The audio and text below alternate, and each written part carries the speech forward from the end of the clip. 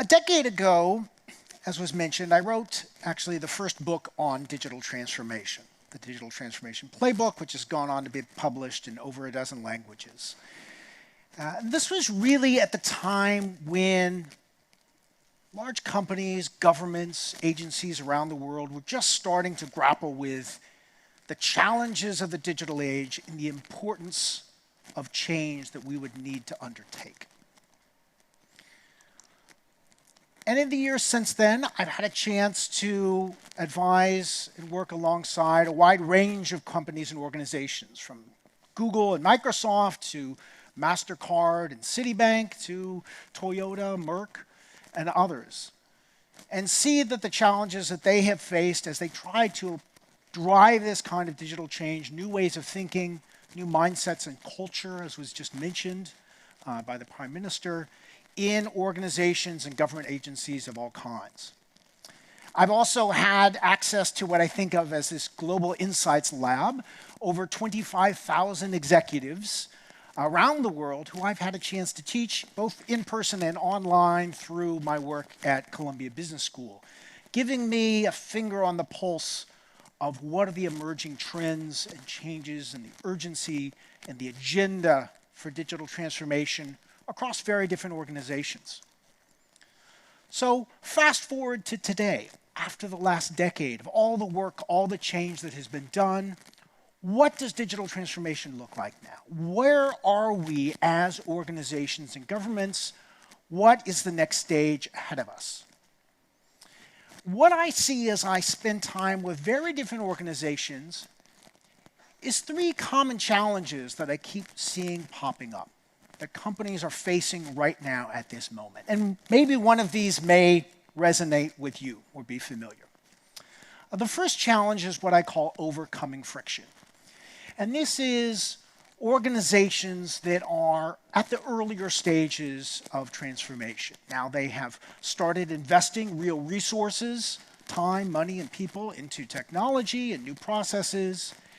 And yet, as they start down this path, they quickly find many sources of what I would call friction, right?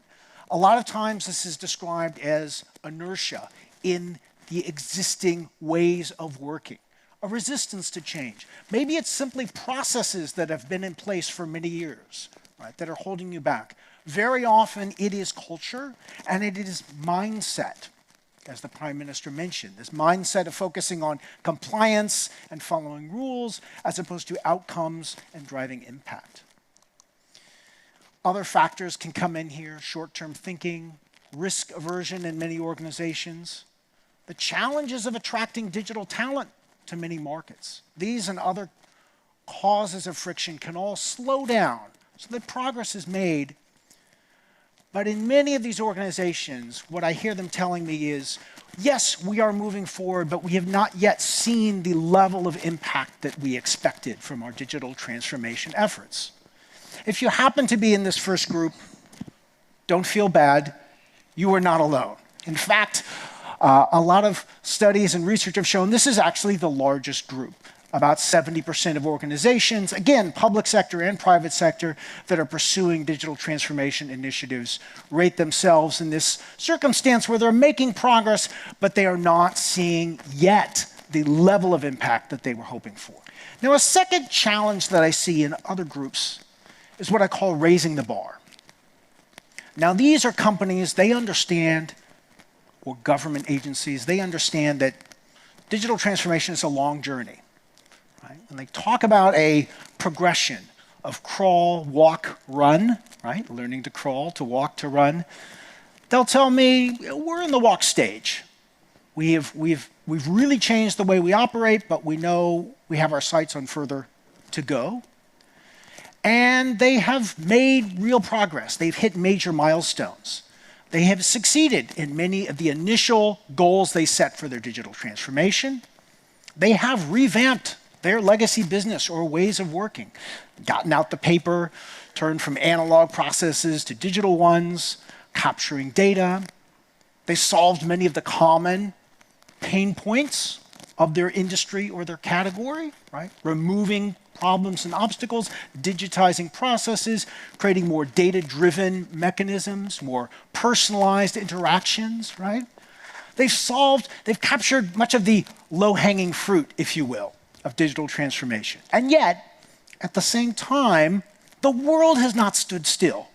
So although where they sit today would have delighted and amazed themselves 5 years ago, they said, oh, we could reach this goal. Today they realize it is not enough, right? They turn around, they look, they see new problems faced by their customers or their citizens. They may be ahead of some of their traditional peers or competitors, and yet when they look at new entrants, new challengers, they find themselves still slipping behind. Right? They see emerging technologies, generative AI, quantum computing, some of the things we're going to hear about this afternoon from Brett King, moving faster and faster, right? Posing new threats and challenges to government and business alike. And so we turn back to the famous quote of Jack Welch, a warning to any large organization, right? That if the rate of change that is happening outside of your organization is faster than the rate of change inside your organization, watch out. The end is near, as Welch said, right? Now, the third challenge I see in a handful of organizations. These are the companies that I would say, the governments and agencies I would say that have gone the furthest in really transforming their whole approach to work in the digital era. They have strong leadership commitment. They have invested over time. They have built up truly capable digital talent and teams and developers, et cetera, in their organizations. They have scaled new ways of working, new systems and processes across their enterprises and their organizations. They've built a powerful and robust technical foundation, right, in terms of both their technology stack and their data. And they've used that to digitize, to rebuild all of their legacy products and processes. But now they have their eyes set on an even further prize, right? This idea of going, in the words of Peter Thiel, from 0 to 1. How do we next create what we might think of as a truly digital native offering, right? Whether you, again, in business or your agency or your government, think of something like what Uber and others have done to transportation, Airbnb as a solution to hospitality, TikTok as a form of media, right? Or ChatGPT and other products from OpenAI. This is not a digital version of something that existed before. This is not taking a magazine and putting it on an iPad. This is not taking a government form on paper and putting it on the phone. It is discovering a new problem to solve, a new opportunity to create value for your customers, your citizens, your audience, and discovering a novel, truly digital native approach to it. And this, it turns out, is quite challenging, right?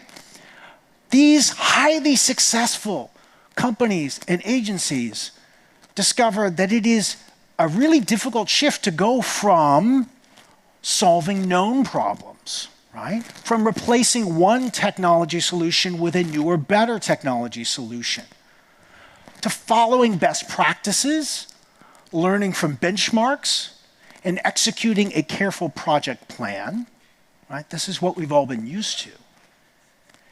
Instead, now, what is required is to learn to think like a startup, think like a venture fund, right?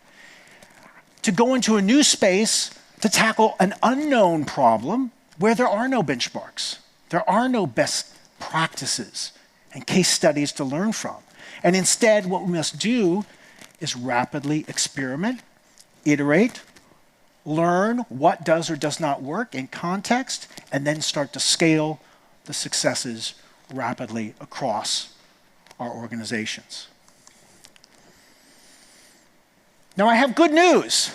I've laid out 3 challenges. Each one may be seeming a little harder than the last one, and yet there is a path forward, right?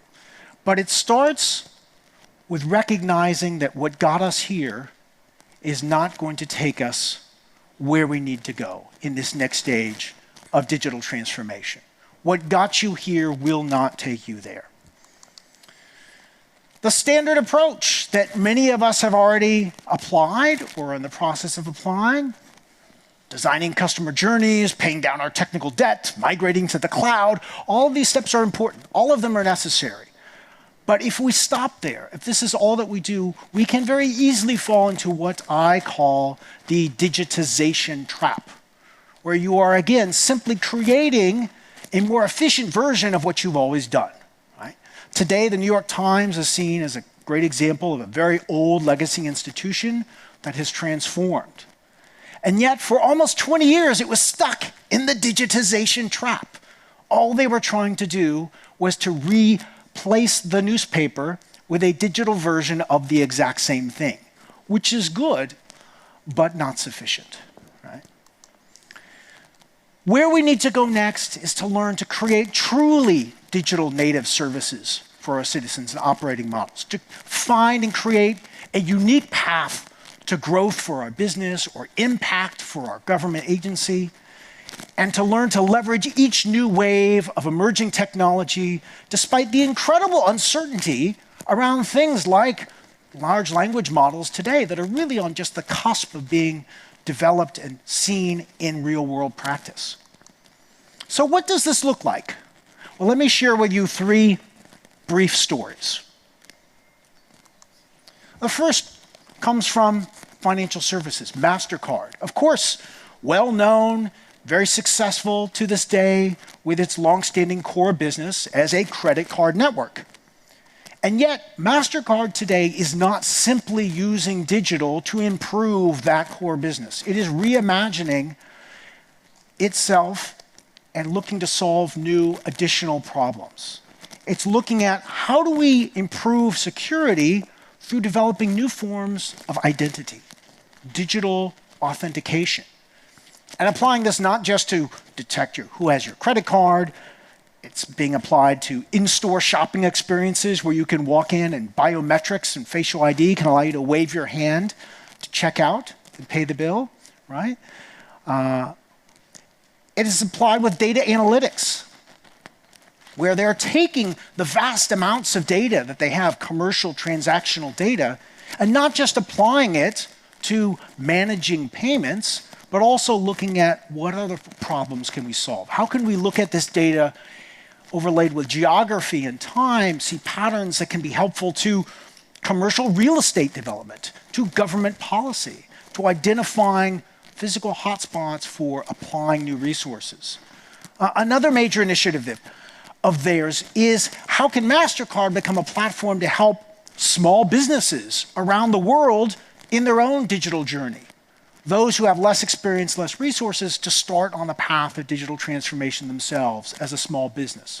With platforms that MasterCard has developed, a test and learn platform to allow them to use machine learning and AI to test out their new business ideas before launching them. Biz360, another platform they've created. Together, they've brought 50 million small businesses around the world into the digital era for the first time.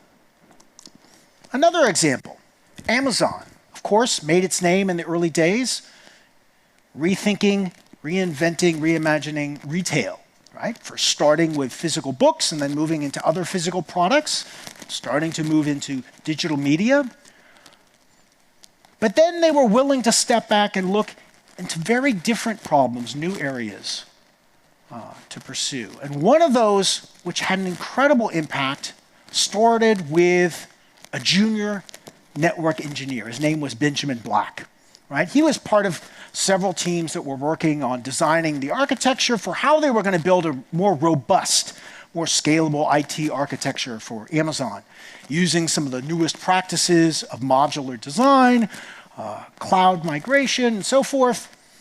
And Black hit upon the idea of what if we not only rebuilt our own technology stack as a retailer, what if we took this new approach to distributed computing and we offered it as a service to other companies, to other startups like us, any kind of business, right?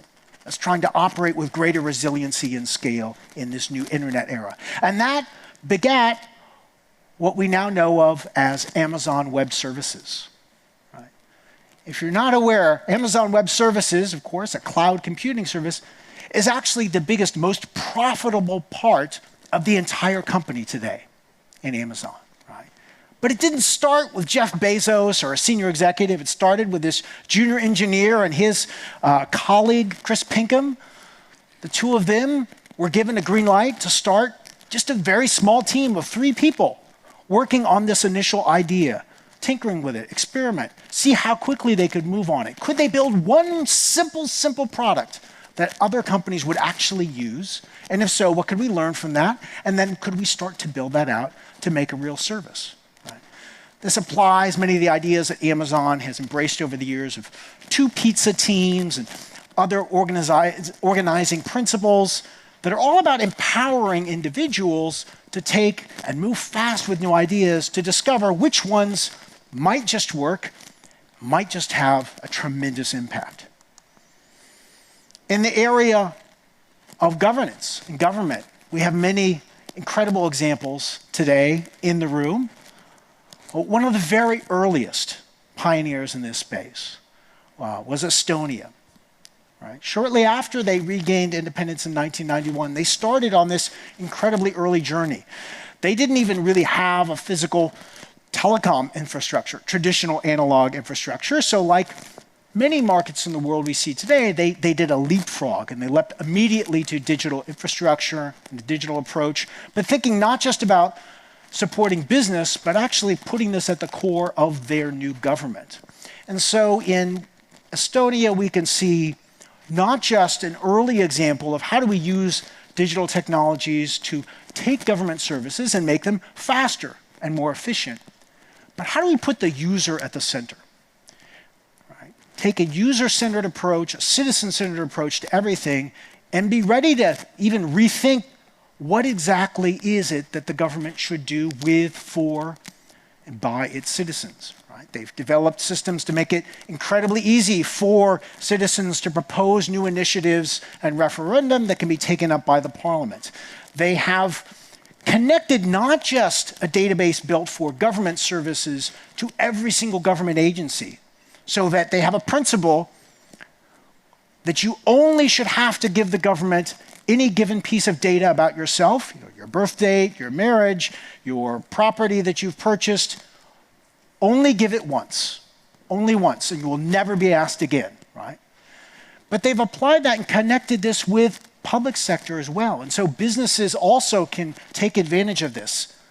If you're an Estonian citizen, you have one password. You have one login, whether it is for shopping and commerce, taking a trip, buying an airline reservation, or dealing with a government agency, right?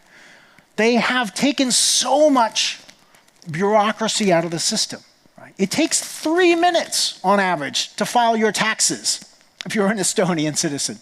They have taken so much friction out, they've been able to measure they are saving the entire economy 2% of its GDP each year through the digitization of services and the connection of public and private sector. Today, we're seeing new stories of this kind being written here in the United Arab Emirates and in other countries that are in the room today, and we'll be sharing them with each other. But this all starts with what I would argue is a mindset shift. Right? It starts with a little secret that many people will not tell you who work in digital transformation and applying and offering services. And that is that digital transformation is actually not about technology. This has been the great myth or the great assumption I saw 10 years ago that companies and governments are still waking up to. And in fact, the key to truly impactful digital transformation, what I've learned working alongside so many different companies and organizations, is that what it takes is this accelerating flywheel, this continuous investment in 5 things: in vision, in priorities, in experimentation, in governance, and in culture. And I wrote about these in my latest book, The Digital Transformation Roadmap, which offers not just case studies from companies I've worked with, but also a simple and very practical methodology to apply these principles inside any organization. But the key thing I want you to take away from this method, if you learn nothing else, is that it is human-centric. Right? When we think about vision, culture, experimentation, governments, this is about people, not about the technology. That will come, of course, as part of the process, but it actually starts with a focus on the people. That's why I'm so happy that this entire agenda today is focused on a human-centric approach to digital transformation. Today, we stand at a crossroads of digital transformation. We can continue down the path of incremental progress, moving forward, and yet watching the world around us move forward even faster, slipping further and further away from our grasp. Or we can take a fundamental mindset shift, because what got us here will not take us there. Thank you so much.